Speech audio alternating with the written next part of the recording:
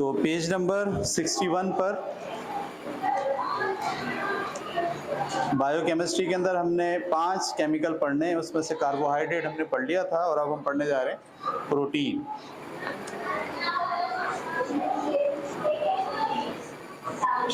Protein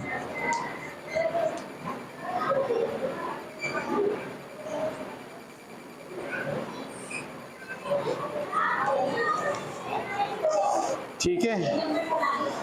protein जो है वो अमाइनो एसिड के मैक्रो मॉलिक्यूल्स होते हैं, ठीक है। वैसे जर्नल तारुफ इसका ये है कि जितनी भी दुनिया में लिविंग ऑर्गेनिज्म है, जानदार चीज़ें हैं, उन जानदार चीज़ों में लाजमी तौर पर जो कंपाउंड जो बिल्कुल फंडामेंटल है, जो लाजमी चाहिए, वो है protein.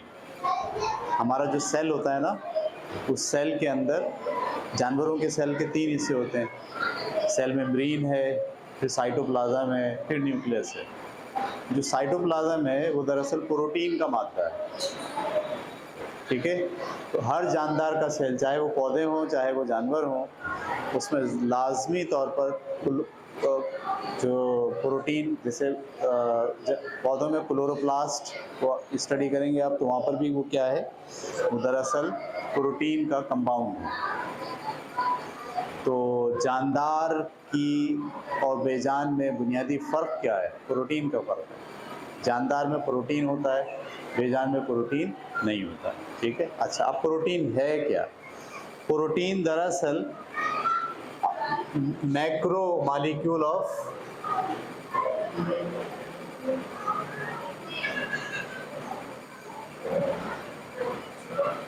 Amino acid, amino acid के मैक्रो मॉलिक्यूल। अच्छा, अब ये अमाइनो एसिड क्या है? अमाइनो एसिड का फार्मूला ये है कि जो कार्बोऑक्सिलिक ग्रुप है,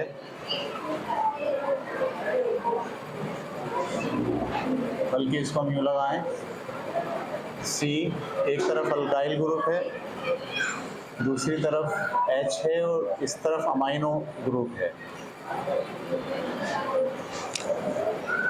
और यहाँ पर OH है। तो ये वाली चीज़ जो है वो कार्बोऑक्सिलिक ग्रुप है, और ये वाला जो ग्रुप है वो क्या है? अमाइनो ग्रुप है।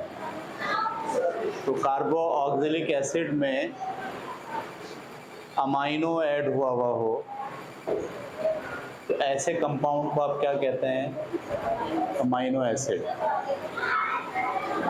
ये बात पकड़ पाया आप? ये कार्बोऑक्सिलिक एसिड का, अगर मैं सिर्फ यहाँ H लगाता तो ये क्या होता? कार्बोऑक्सिलिक एसिड होता। उसका H हटा के इसकी जगह अमाइनो ग्रुप आ गया, NH2। तो अब ये कार्बोऑक्सिलिक एसिड नहीं रहा, ये क्या बन गया? अमाइनो एसिड बन गया। ये अमाइनो एसिड का एक मॉलिक्यूल है। अच्छा, एक मॉलिक्यूल के बाद इस पर दूसरा मॉलिक्यूल ऐड हो जाए, तीसरा मॉलिक्यूल ऐड हो जाए, चौथा मॉलिक्यूल ऐड हो जाए, जब ये मैक्रो मॉलिक्यूल बन जाए। मैक्रो मॉलिक्यूल का मतलब कम से कम 60 मॉलिक्यूल ऐड हो, तो ज़्यादा से ज़्यादा लिखा है इसके अंदर 6000। 60 मॉलिक्यूल का जत्था कार्बोऑक्सिलिक एसिड या अमाइनो एसिड का, या फिर ज़्यादा से ज़्यादा 6000 मॉलिक्यूल का जत्था। इनके बीच में जो केमिकल होते हैं उन्हें आप क्या कहते हैं? उन्हें आप कहते हैं प्रोटीन। प्रोटीन में और अमाइनो एसिड में क्या फ़र्क है? अमाइनो एसिड का तो ये एक मॉलिक्यूल है। अगर ये एक मॉलिक्यूल 2, 3, 4, 5 चेन बना लें, ये चेन कैसे बनाते हैं ये समझने की ज़रूरत है। मिसाल के तौर पर ये एक मॉलिक्यूल है आपके सामने, और एक आपके सामने ये वाला मॉलिक्यूल है। ये भी मैं वैसे ही बना रहा हूँ जैसे ये बना हुआ।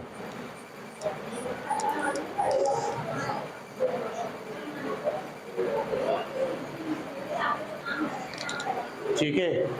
एक मालिक्यूल ये और एक मालिक्यूल ये वाला।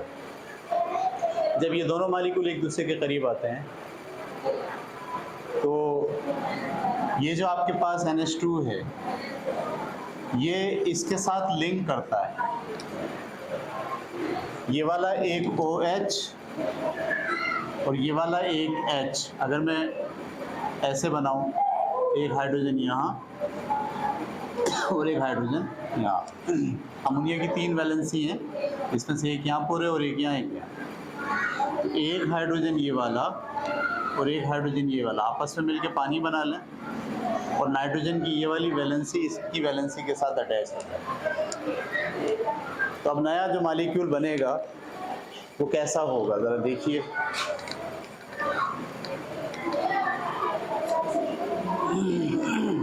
वो ऐसा होगा कि R हमने ऐसे लिखा है, ये वाला C, इसके साथ ये H और ये अमोनिया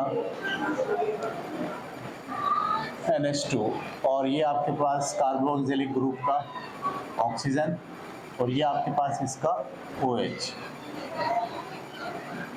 इस OH के साथ ये वाला हाइड्रोजन यहाँ ऐड हो गया जाता है। और अब ये वाली सिचुएशन कैसे बनी, ये नाइट्रोजन इसके साथ आ गया NH। अगर मैं इसको ऐसे बाहर निकाल दूं ऊपर तो ये वाला कार्बन इसके साथ क्या हो गया, अटैच हो गया। मैं भी आगे बताता हूँ आपको। तो एक मॉलिक्यूल का OH दूसरे मॉलिक्यूल के अमोनिया वाले H के साथ मिलकर क्या बना ले, पानी। ठीक है। और अब इसकी सिचुएशन क्या बनी, इसकी सिचुएशन ये बनी कि ये जो कार्बन है जिसके साथ नाइट्रोजन लगा हुआ था, ये वाला कार्बन ये आ गया, इसके साथ ये एक H है और यहाँ पर अल्काइल ग्रुप है ये वाला, और बाकी ये दूसरे वाले के साथ इसकी 4 वैलेंसी होती है, 1 2 3 और एक ये 4 इसके साथ मिली है। और ये वाला ग्रुप इसके साथ वैसे ही लगा हुआ C और ये OH। ये 2 ऐड हो गए, 2 क्या हो गए, 2 मॉलिक्यूल ऐड हो गए।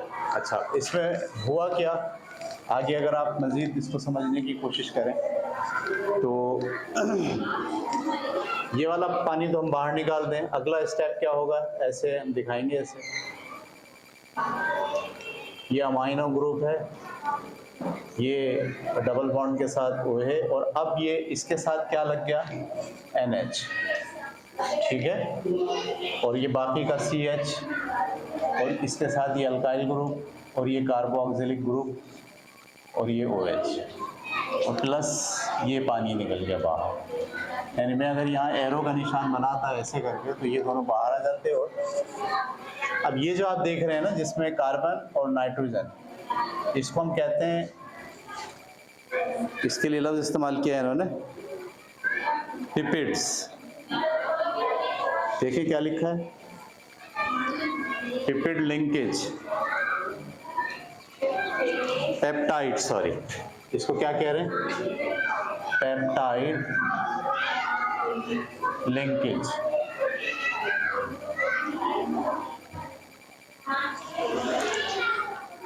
इसका मतलब ये है कि अमाइनो एसिड के 2 मॉलिक्यूल आपस में इस तरह मिलते हैं कि पहले मॉलिक्यूल का जो कार्बोक्सिलिक एसिड का OH है वो, और दूसरे मॉलिक्यूल का अमाइनो एसिड का जो H है वो आपस में मिलके पानी बना लेते हैं, और ये वाला नाइट्रोजन और वो वाला कार्बन आपस में पेप्टाइड लिंकेज के ज़रिए जुड़ जाते हैं। अच्छा, जब इसके सामने दूसरा आएगा तो इसमें ये OH और दूसरे वाले का क्या होगा, नाइट्रोजन होगा, ये फिर इसके साथ मिल जाएगा। 3 मिल गए, 4 मिल गए, 5 मिल गए, 6 मिल गए। जब ये 60 मिल जाएंगे ऐसे, 61, 62, 60 से शुरू करें अगर आप, तो अब ये प्रोटीन की मुख्तलिफ किस्में बनना शुरू हो गई। 60 से लेके कहाँ तक, 60,000 तक, 6,000 तक सब। तो इसी को हम कह रहे हैं मैक्रो अमाइनो एसिड, यानी एक अमाइनो एसिड नहीं है बल्कि 60 के करीब 61, 62, 400, 300, 500, 800 मालिक्यूल ऐसे बनते चले गए। तो हमारे पास जो नए केमिकल्स बन रहे हैं उनको हम क्या कहते हैं? Amino acid. अमाइनो एसिड हैं क्या? इसको केमिस्ट्री की ज़बान में कहते हैं पॉलीमर्स। क्या बोलते हैं? हाँ, ऐसा केमिकल जिसमें एक जैसे मालिक्यूलों का झमघटा हो और 60 मालिक्यूल मिले तो एक अलग केमिकल बना हुआ है, 61 मिल जाए तो एक अलग केमिकल हो, 62 मिल जाए तो एक अलग केमिकल है। अब 6000 केमिकल हैं तो लगभग 540 टाइप के प्रोटीन बन रहे हैं। और ये 540 टाइप के जो प्रोटीन हैं ये पॉलीमर्स। पॉली का मतलब होता है ज़्यादा और मर्स का मतलब होता है जो मर्ज हो गए। ठीक है, इसको कहा जाता है पॉलीमर्स। ये पॉलीमर्स बनते किससे हैं? ये एक अदद जो आपके पास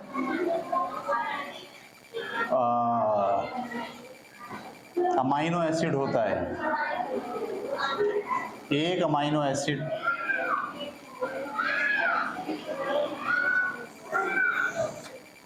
ये एक अमाइनो एसिड है, इसको कहते हैं मोनोमर्स।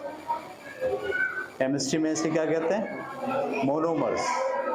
जब एक मोनोमर्स हजारों की तादाद में एक दूसरे के साथ जुड़ जाए तो उसे क्या कहा जाता है? पॉलीमर्स। इसका जो मोनोमर्स है प्रोटीन का वो कौन सा है? अमाइनो एसिड है। और जब अमाइनो एसिड आपस में मिलते हैं किस लिंकेज के जरिए मिलते हैं?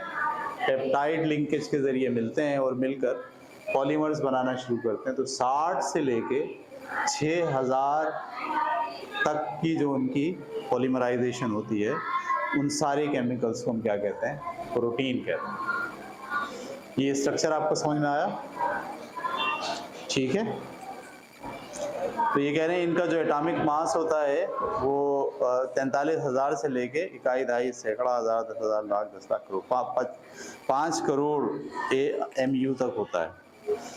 ठीक है, यानी इनका जो एटॉमिक मास है वो 43,000 से शुरू होता है और 5 करोड़ तक इनका एटॉमिक मास जा रहा होता है। तो ये पेज नंबर 61 पे ये सारी बात तफसील से लिखी है, आप इसको पढ़ेंगे तो आपको बात समझ में आ जाएगी। पेज नंबर आ गए हम 62 पर अब। ठीक है, sources and uses of protein. क्या सोर्सेज हैं इसके और प्रोटीन जो है उनका इस्तेमाल क्या होता है ये हम पढ़ रहे हैं। The important sources of protein are eggs, meat, pulses, दालें, नट्स यानी बीज जो अंदर होते हैं, एडिबल सीड्स जो खाने वाले बीज होते हैं जैसे सूरजमुखी के बीज, बादाम, चिलगोज़े, मूंगफली, ये सब क्या होता है? ईडेबल सीड्स होते हैं। बीन्स यही मटर टाइप की चीज़ें, फलियाँ, पीज़ में तो ख़ास तौर पर फलियाँ और मटर आ गए, और चीज़। ठीक है, यानी जो आपके पास चीज़ होती है, पनीर, उसको भी उसमें भी प्रोटीन पाया जाता है। तो ये इसके मकामात थे। अब हम पढ़ने जा रहे हैं यूजेस ऑफ प्रोटीन। प्रोटीन के इस्तेमालात क्या हैं? देखो नीचे तस्वीर बनाई हुई कितनी सारी, बहुत सारे सोर्सेज बताए गए हैं। इसमें पम्पकिन के सीड हैं, कद्दू के बीज, आलमंड्स हैं, बादाम, पीनट्स हैं, स्विस चीज़ है, वालनट है, अखरोट, सोया चंक है, ग्रीक योगर्ट है, दही और बीज हैं मज़ीद। ठीक है, इसी तरीके से मिल्क है, और मुझे समझ में नहीं आ रहा क्या है। चाय के सीड्स हैं, ये चाय नहीं है, चिया है, ये तिल बोलते हैं जिसको, तिल के बीज, ब्लैक सीड, ओट्स है, गंदम कुचली भी जो है, और फ्लैक्स सीड हैं, कोकोनट है। ये इन सब में क्या पाया जाता है? प्रोटीन पाया जाता है। अब इसके इस्तेमालात क्या हैं? Number 1, animal proteins can be found in meat, mutton, poultry, fish and eggs. Humans consume them as food since they are required for protoplasm production. Body के अंदर जितने सेल हैं उन सेल के अंदर जो प्रोटोप्लाज्म है वो सारे प्रोटोप्लाज्म, उनको नए प्रोटोप्लाज्म बनने के लिए आपको प्रोटीन चाहिए होता है। Number 2, enzymes are proteins generated by living organism. Protein से ही एंजाइम बनते हैं, सही है, और ये लिविंग ऑर्गेनिज्म में होता है। They help to stimulate chemical processes in our body. Protein से एंजाइम बनते हैं और एंजाइम मुख्तलिफ किस्म के केमिकल रिएक्शन कराने में मदद देते हैं। They are highly specialized and extremely efficient. Many enzymes are utilized in pharmaceuticals. They cure blood cancer as well as decrease bleeding. खून रोकने के लिए और ब्लड कैंसर में इस्तेमाल करते हैं एंजाइम्स को। और एंजाइम कैसे बनते हैं? प्रोटीन से बनते हैं। नंबर 3, प्रोटीन्स आर हाइड्स, ठीक है, यानी प्रोटीन जो है जिल्द होते हैं। These are used in the tanning process to create leather. ठीक है, leather is use to produce shoes, coats and sports equipment among their things. यानी जो प्रोटीन है वो जिल्द जो है वो बनाते हैं, और जिल्द को बाद में प्रोसेस के ज़रिए किस में कन्वर्ट कर दिया जाता है? लेदर में, और उससे फिर जूते और चप्पलें वगैरह बनाई जाती हैं। Number 4, bones are rich in protein. हड्डियाँ जो है उसमें भी क्या होता है? प्रोटीन होता है। When bones are cooked gelatin is produced. Bakery goods are made with gelatins. तो हड्डियों को पका के उसमें से ख़ास किस्म का मादा निकाला जाता है जिसको जेलेटिन कहते हैं, और बाद में उसे बेकरी प्रोडक्ट बनाने में इस्तेमाल किया जाता है। Plants such as pulses, beans and other leguminous manufacture proteins as well. These are utilized as a source of food. तो ये था जनाब हमारा प्रोटीन। होता क्या है, कहाँ पाया जाता है, और उसके हमारी बॉडी में इस्तेमालात क्या हैं। कल इंशाल्लाह पढ़ेंगे लिपिड्स, ठीक है, लिपिड्स बस।